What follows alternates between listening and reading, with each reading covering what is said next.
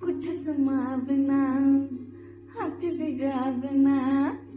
ऐकत नाही येडं मन हे असं कठावना धडधड ओसरना हुरहुर विसरना त्यात खुळ एका जागी कुठंच ठरना जागत राहत एकटकत सपन बघत हे मन धावत या तुझ्याच माग डोलत या तुझ्यासाठी जाव चित कुठं तित नाव ये तुझ्याच वाटी धावत या तुझ्याच माग डोलत या तुझ्यासाठी जाव चित